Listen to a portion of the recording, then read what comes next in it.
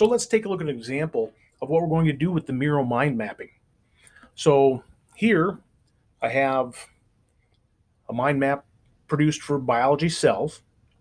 Notice I've got each of the topics that we're going to do as a class. Here's organic chemistry, microscope cells, cell transport, how cells get their energy, cell division, little molecular genetics, little classical genetics. So I've got a branch for each one of those things. And then I'm going to start building off each of those branches. So for example, here's microscopes. And one of the first things we are going to take a look at is what are the parts of the microscope? Okay. But notice we've just finished up our organic chemistry, and I'd like to share with you, I've really built a robust set of branching to this organic chemistry portion of the mind map. Okay, so notice here, took a moment to have a link here for relative size from small to large, atoms, individual monomers and polymers. What are the small things? What are the large things? Okay.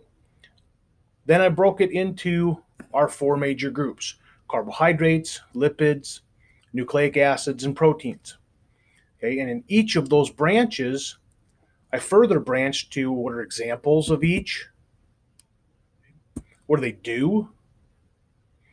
What's their chemistry like? They're polymers made of what kind of monomers? I included a video,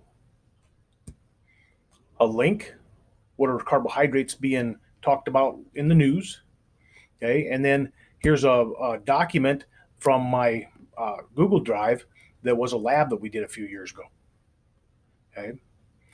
It's digital. I can include any sort of video, any sort of link, and make this very deep and very rich in doing so. Okay?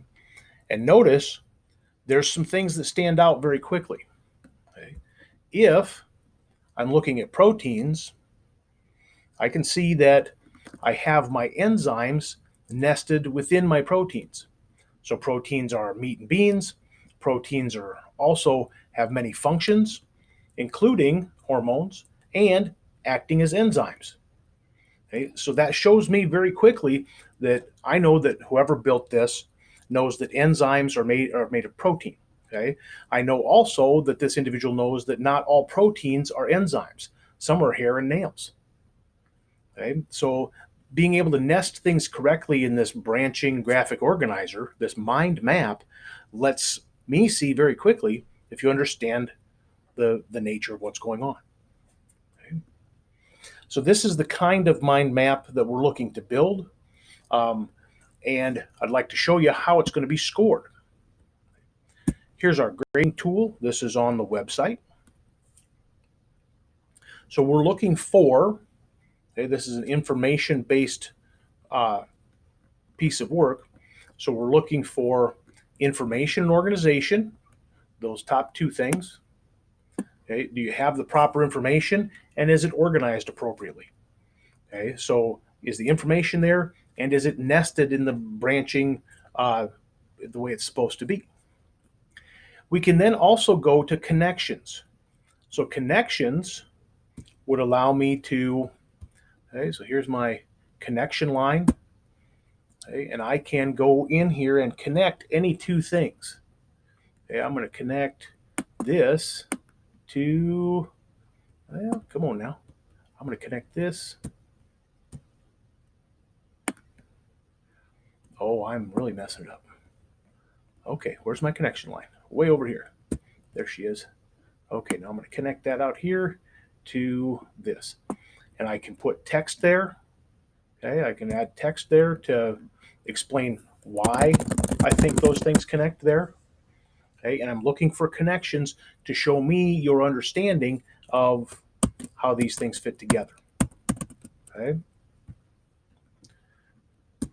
Also, we're looking for depth of links, videos, and pictures. Do those links, videos, and pictures make a difference? Do they show me that you've done some digging and that they're a rich and robust addition to your mind map? And lastly, we might also include some class documents if we've had something like a organic group grid